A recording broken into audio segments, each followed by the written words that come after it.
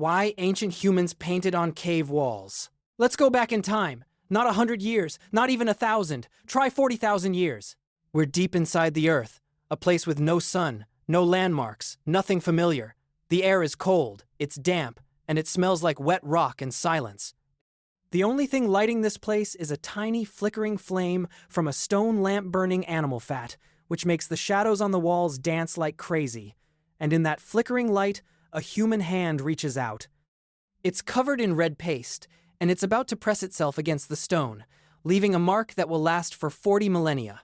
Why? Why are we here? Why did our ancestors go into the most dangerous, pitch-black, inaccessible parts of a cave to paint on the walls? For a long time, we told ourselves a simple story. They were painting for food, a kind of magical ritual to make sure the next hunt was a success. But what if that story is wrong? What if we're not looking at a hunter's playbook, but a cathedral?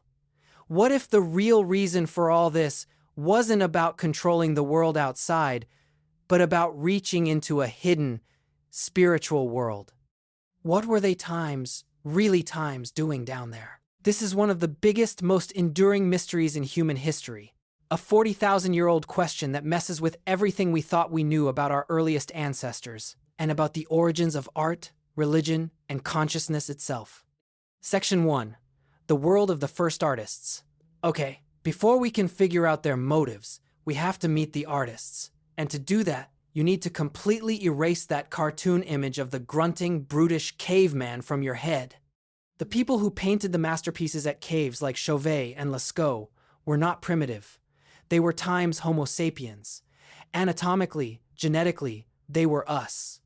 They were people with complex social lives, deep emotions, and minds capable of abstract thought, symbolism, and stunning creativity. They loved, they grieved, they were afraid, and they had dreams. And they lived in a world that is almost impossible for us to wrap our heads around. The last ice age, a vast, frozen tundra stretching across Europe, roamed by herds of giant animals, woolly mammoths, huge cave bears, massive steppe bison, and wild horses. Survival was a brutal, daily fight against the cold and the constant threat of starvation. Their world was full of immediate, physical danger. And yet, facing all of that, they did something absolutely extraordinary. They made art. And this was not a casual act. This was a monumental effort. First, they needed pigments.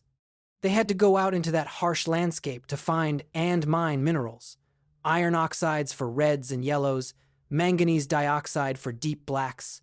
They burned wood to make charcoal. Then they had to grind these minerals into a fine powder, a slow, laborious process, using stones as mortars. After that, they had to turn the powder into paint. They experimented with binders, figuring out what worked through trial and error: water, maybe plant juices or saliva, and most effectively, animal fat. Then they had to actually paint. And they were masters of their tools, even though those tools were just fashioned from the world around them. They used their fingers to draw and dab paint.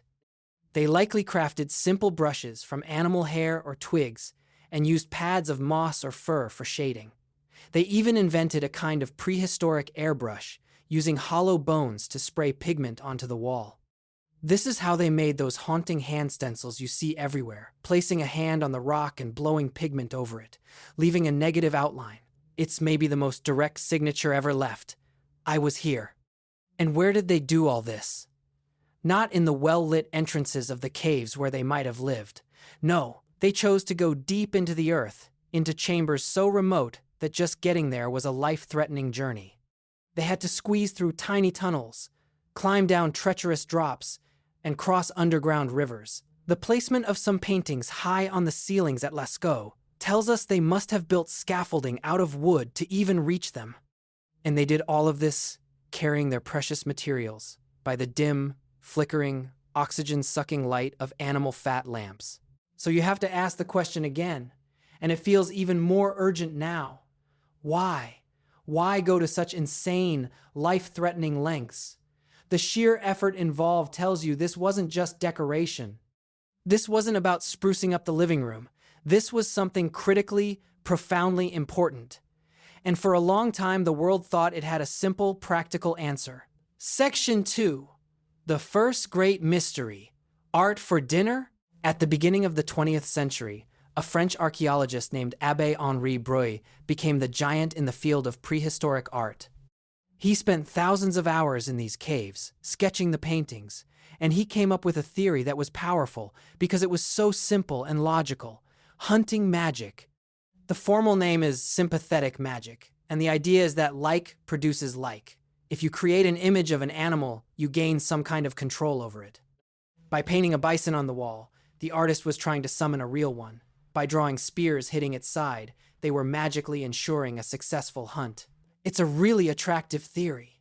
For a people whose entire existence depended on finding food, it makes perfect sense that they would use every tool they had, both physical and metaphysical, to secure their next meal. In this view, the paintings were a ritual. Before a big hunt, the clan gathers in the sacred darkness. The shaman paints the animal, and the hunters symbolically kill the image, a dress rehearsal for the real, dangerous thing. The art was a tool, a technology of hope, designed to put food on the table, and the evidence seemed to back it up. The walls are covered in the big animals that were central to their world: bison, wild horses, mammoths. In some caves, you do find animals marked with what look like spears or wounds. For decades, this was the accepted wisdom. Mystery solved. They painted for their dinner. It was a neat, tidy explanation that fit with our modern, practical way of thinking. But as more caves were discovered and our science got better, that tidy explanation started to fall apart. The simple theory of hunting magic was about to run into some very inconvenient facts. Section 3. The twist. When the evidence doesn't fit. The first, and probably most devastating blow to the hunting magic theory, came from the trash. Archaeologists are basically glorified garbage collectors. By analyzing the food debris, the animal bones left behind at campsites, we can tell exactly what people were eating. And a huge discrepancy showed up. The animals on the walls were often not the animals on the menu. Take Lascaux Cave, the prehistoric Sistine Chapel. Its walls are a breathtaking stampede of horses, giant bulls, and stags. And yet, when archaeologists looked at the animal bones from the site, a vast majority belonged to reindeer. So, how many reindeer are painted in this supposed magical menu for hunters? Almost none. And this pattern shows up all over Europe. At Altamira in Spain, famous for its incredible bison paintings, the main food source was red deer. If you were painting to magically guarantee a successful hunt, why would you almost exclusively paint animals you weren't eating? The second problem is the art itself. While a few animals have marks on them, the vast majority do not. They aren't scenes of slaughter. They're often portraits, filled with a sense of reverence and power. These artists knew these animals. They captured the curve of a bison's back, the toss of a horse's head, the thundering weight of a moving herd. They don't feel like targets, they feel like tributes. And you almost never see the hunt itself. Humans are conspicuously rare in this art, and when they do show up, they're often just simple stick figures, looking strangely insignificant next to the majestic, realistic beasts. And finally, there's the location. Why would you perform this hunting ritual in the deepest, darkest, most hidden parts of the cave? These weren't public spaces. They were secret sanctuaries, so remote that only a few people could have ever seen them. If the goal was a group ritual to get everyone psyched for the hunt, why not do it in the spacious cave entrance where everybody lived? Why go down into the underworld? The hunting magic theory, while it might explain some times of the art, just couldn't account for these massive inconsistencies. It became clear that something else, something weirder and much more profound, was happening in those caves. The answer wasn't about controlling the physical world. It was about entering another one. Section 4. Into the spirit world. Imagine it again. You're deep in the cave. The darkness is total. The silence is so deep it rings in your ears. Your little flame flickers. Shapes leap out of the rock. A bulge in the wall becomes the muscular shoulder of a bison. A crack becomes the leg of a horse. The cave itself feels alive. You aren't just in a cave. You are inside the earth. You are on the edge of another dimension. This is the foundation of the theory that has largely challenged hunting magic, shamanism. Pioneered by archaeologists Gene Klotz and David Lewis Williams, the shamanistic theory argues that these deep caves weren't art galleries, they were portals. They were sacred spaces where a spiritual specialist, a shaman, would go to connect with the spirit world.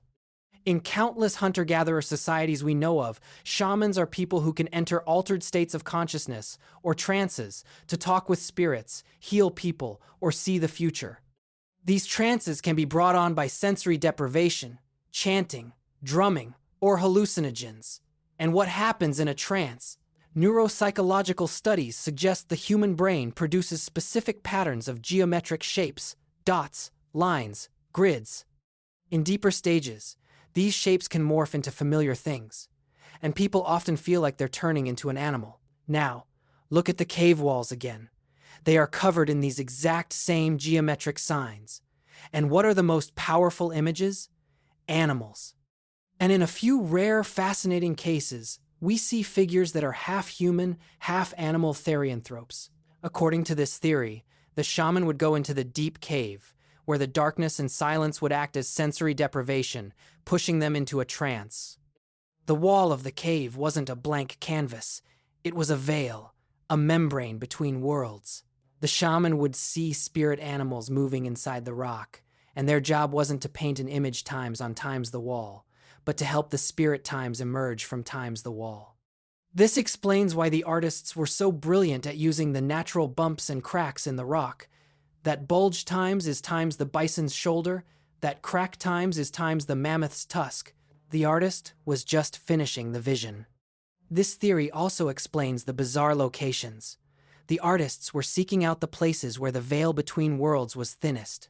And incredibly, recent research in a new field called archaeoacoustics has added another layer: sound. It turns out that in many caves, the most heavily decorated chambers are also the places with the most amazing acoustics. Standing in the Hall of the Bulls at Lascaux, a human voice or a drum beat creates powerful echoes and reverberations.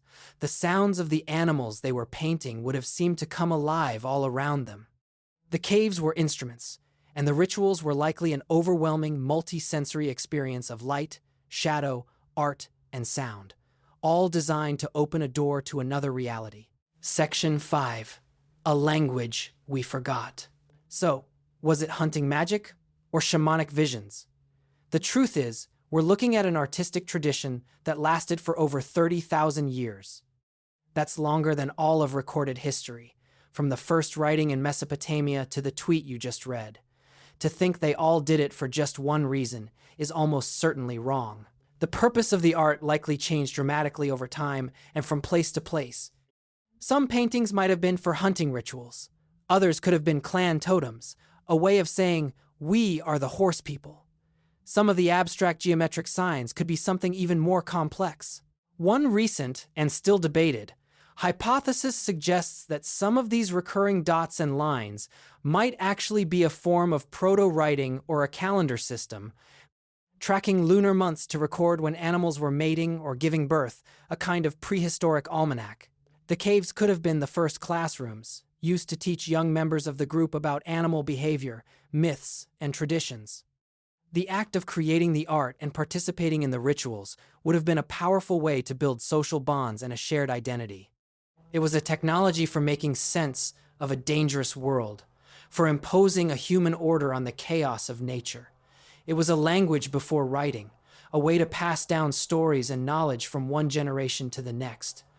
We have to resist the urge to find one single key that unlocks the whole thing. Instead, we should see these caves as complex, multi-layered tapestries of meaning, woven over thousands of years.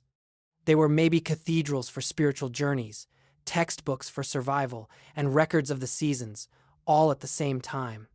The paintings weren't just pictures, they were functional. They were a tool for navigating the physical, social, and spiritual worlds. These first artists left their messages in stone, a signal sent across the ages that still mystifies us.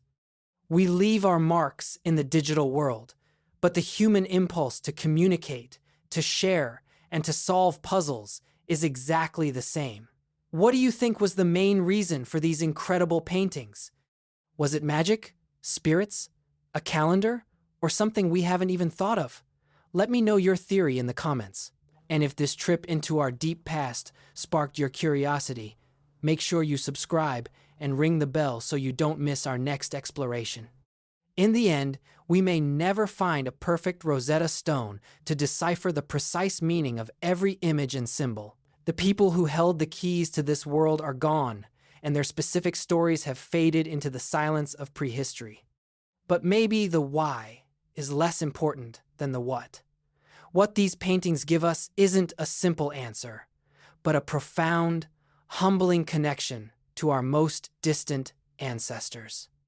They pull back the curtain of time and show us that the people of the Ice Age weren't simple primitives, but intelligent, sensitive, and deeply spiritual human beings.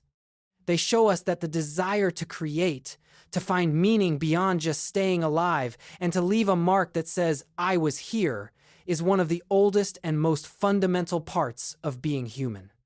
The artist in the flickering firelight of Chauvet Cave, meticulously shading a charging bison some 36,000 years ago, is connected to Leonardo da Vinci sketching a bird's wing, and to every one of us today who picks up a pen, a camera, or a keyboard to express an idea.